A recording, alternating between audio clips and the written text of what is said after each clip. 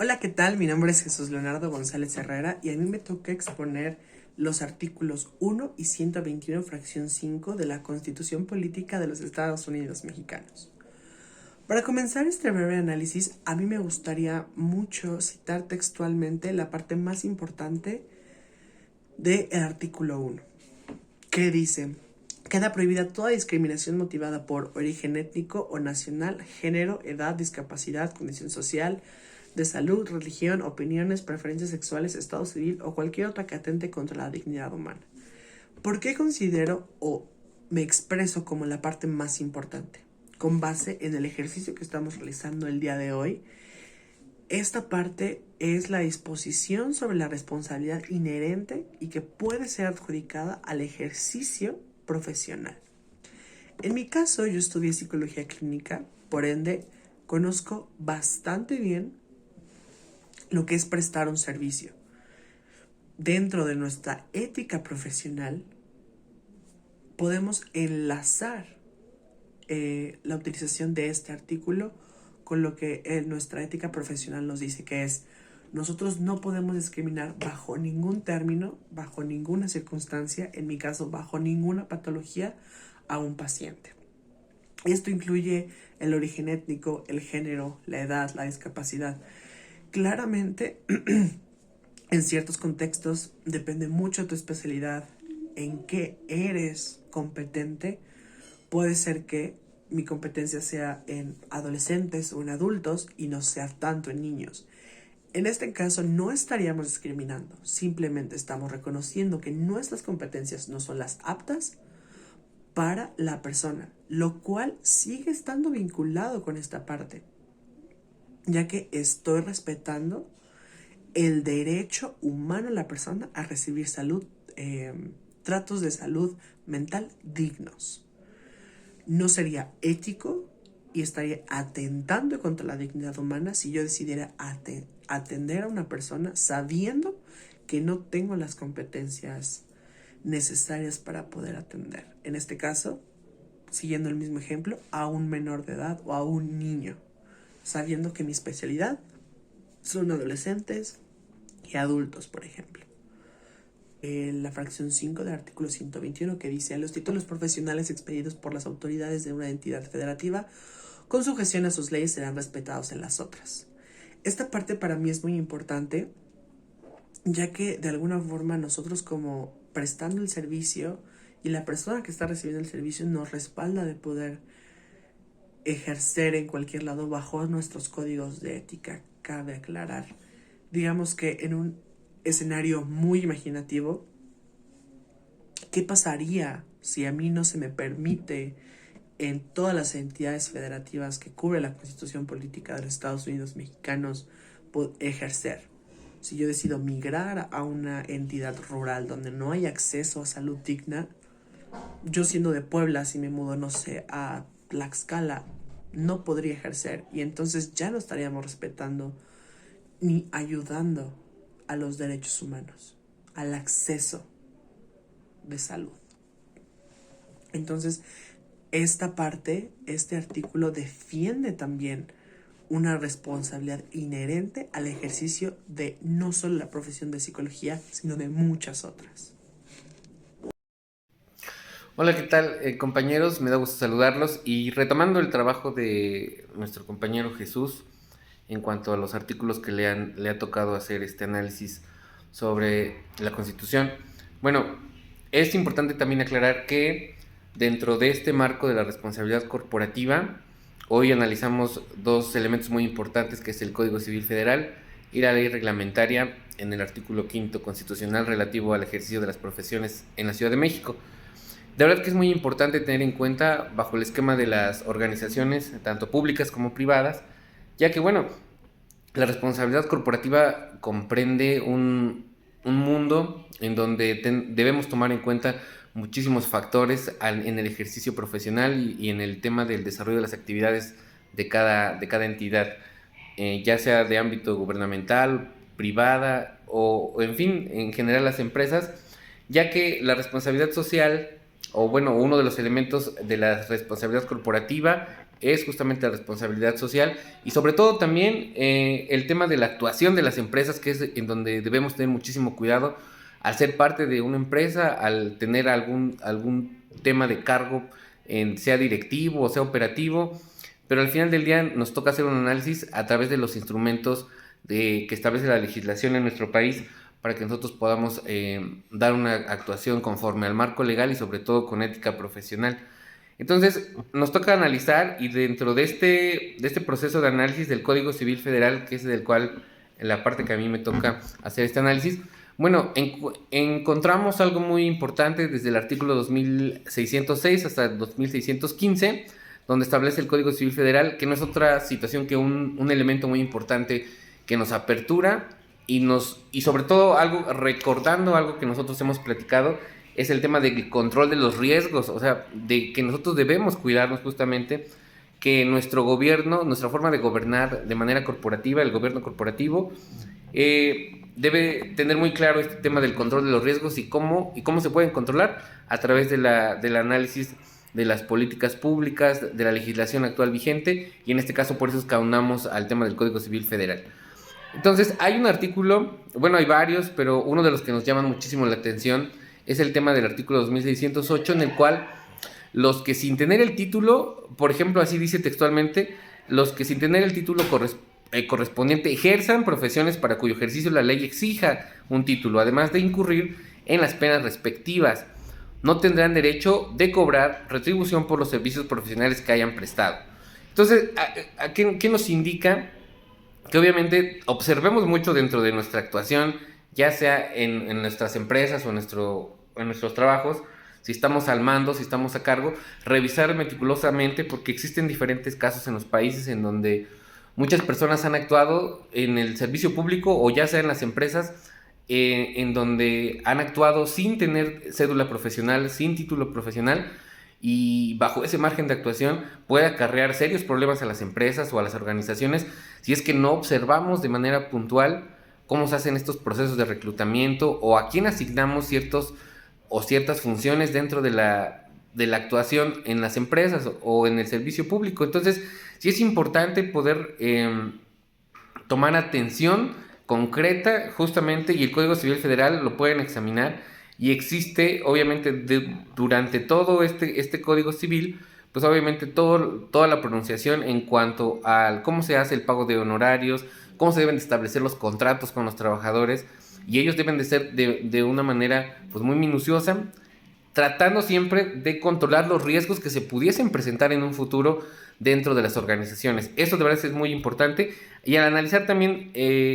al artículo 5º constitucional, bueno, ahí nos damos cuenta también desde cómo se establece en nuestro sistema educativo en el tema de la expedición de los títulos profesionales y cómo deben de estar requisitados, quiénes son los únicos facultados para emitirlos, cómo se da y qué funciones podemos tener desde el artículo 1, desde el 2, 3, 4, así en sus diferentes artículos y capítulos. Nos van a establecer mucho el cuidado que debemos tener con el manejo del servicio profesional y que es importante que lo revisemos. Y esto hoy lo analizamos y lo entendemos porque al estar dentro de las organizaciones, no quiero ser reiterativo, pero de verdad sí es muy importante que al existir cierta gobernanza corporativa que nos ayuda justamente, a que tengamos mucho cuidado en la revisión de las políticas primero internas y privadas, porque esas nos van a dar la pauta de tener controlado obviamente a nuestra organización, pero sobre todo también garantizando que nuestros clientes o nuestros usuarios o ya sean nuestros ciudadanos, conforme al servicio en el que estemos desempeñando funciones, nos ayude justamente a tener un marco legal de la actuación, sea no solo del tema profesional, que eso es muy delicado también, porque lo que hemos encontrado durante estas investigaciones es de que existen casos de personas que han ejercido cargos públicos o cargos directivos sin tener justamente nada que ver con una perfilación profesional, y entonces existen diferentes problemáticas a nivel jurídico, ya que bueno, ahora inclusive acarrean demandas o temas de laudos laborales hacia las empresas, y lo más importante justamente es cuidar obviamente la imagen de las empresas, pero sobre todo también garantizar que lo que estamos haciendo para los usuarios o consumidores o clientes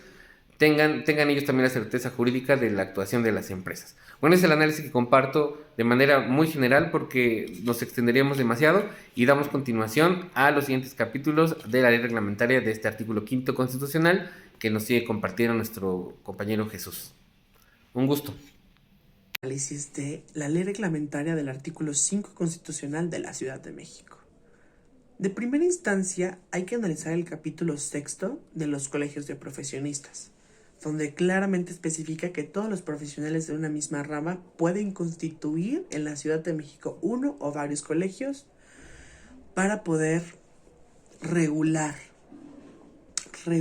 a todos los profesionales de acuerdo a la ley. Es muy importante esta parte y es necesario que empecemos a expandir las leyes en las otras entidades federativas para poder tener estos accesos. De forma específica, en caso de psicología, no existe un colegio que regule en todo el país a la psicología. Se expiden títulos y cédulas y prácticamente existen profesionistas sin ética que empiezan a dar terapia a pesar de que se nos indica que no puedes dar terapia hasta no especializarte, ya sea un doctorado o un grado de maestría en terapia específicamente. Entonces, esta parte creo que es muy importante de analizar con un ejemplo en México de lo que pasa. Claramente, los colegios de profesionistas tienen muchos propósitos como vigilar el ejercicio profesional, promover expedición de leyes, la administración pública, las denuncias ante la Secretaría de Educación Pública, servir como árbitro. Toda esta regulación normativa que debería de existir en el país para el ejercicio de un buen trato a la salud, en este caso del ejemplo que estamos dando. Si bien no es determinante, cabe aclarar que esta misma ley reglamentaria en su capítulo 7 habla del servicio social de estudiantes y profesionistas, también en el capítulo 8 de los delitos e infracciones de los profesionistas y de las sanciones por incumplimiento de esta ley, que básicamente también va de la mano con lo que ya hablamos, ¿no? Que los delitos que cometan los profesionistas en el ejercicio de su profesión deben de ser castigados por las autoridades con base en el Código Penal. Debe de existir una cultura que nos enseñe que existen este tipo de leyes que nos protegen. Estamos siguiendo la línea de la salud mental, pero no solo en el mal ejercicio, en la mala praxis de esta profesión, sino de muchas otras que generan malas praxis y no podemos, entre comillas, hacer nada o estar respaldados con algo. Hola, vamos a hablar del contrato de prestación de servicios. El contrato de prestación de servicios es un documento donde se expresan y regulan las condiciones principales que definirán las relaciones entre las partes. Se considera uno de los tipos de contrato más comunes, de mayor relevancia al momento de desempeñar las actividades de un negocio. Y también a la hora de regular con precisión cuáles serán las principales condiciones que rijan los intercambios entre las partes. Las relaciones que se establecen dentro del contrato de prestación de servicios profesionales involucran al prestador o quien presta el servicio y el cliente, aquel que lo recibe. El prestador puede ser tanto una empresa como un profesional autónomo e independiente. La especialista de OCC Mundial considera que los contratos de prestadores de servicios profesionales deben contener por lo menos estos 11 elementos para formalizar la relación de trabajo. Entonces hay persona o empresa contratista, persona o empresa responsable de ofrecer el servicio o proveedor,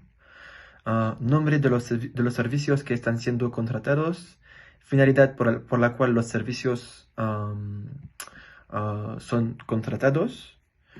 durabilidad del contrato, pago total correspondiente por los servicios, formas de pago plazos o porcentajes, se depende. Hay también acuerdo de confidencialidad, después obligaciones de las partes, horarios de trabajos disponibles para acudir a las inquietudes del cliente y por fin penalidades por incumplimiento para ambas partes si hay un problema en el contrato. Después se depende de los trabajadores, pero puede ser honorarios. ¿Y qué son los honorarios? Les corresponde tributar en este régimen a las personas físicas que obtengan ingresos por prestar servicios profesionales de manera independiente, no como asalariados, y a empresas dependencias de gobierno o a personas físicas en general, por ejemplo, médicos, abogados, arquitectos, dentistas y otros. Y ya está. Otra cláusula que se mete en el contrato de prestación de servicios profesionales es la cláusula de confidencialidad. Y esta cláusula básicamente es un acuerdo en el que las partes contratantes se obligan a mantener en secreto cualquier tipo de información que sea de suma importancia no divulgar, porque se considera vital para el negocio y para el funcionamiento del mismo. En cumplimiento del artículo 16 o el artículo 16 constitucional y de la Ley Federal de Protección de Datos Personales en posesión de particulares, este acuerdo también nos sirve para remarcar, para confirmar que se toman las medidas necesarias para hacer cumplir con el manejo correcto de esta información sensible. Garantizamos así también el cumplimiento a los principios de privacidad y autodeterminación informativa. En caso de no cumplirlos, se genera una sanción pecuniaria o pagos de multas ante el Instituto Nacional de Transparencia, Acceso a la Información y Protección de Datos Personales, que es el INAI. La siguiente cláusula que también se debe incluir en este contrato de prestación de servicios profesionales es sobre la interrupción. Y la interrupción significa que es la suspensión temporal de la prestación de servicios profesionales. Esto implica la interrupción de un pago y evidentemente la interrupción de la prestación de un servicio. Justamente esto es la exoneración temporal de las obligaciones básicas que nos establecen en el contrato y normalmente es por causas ajenas a ambas partes. Una cláusula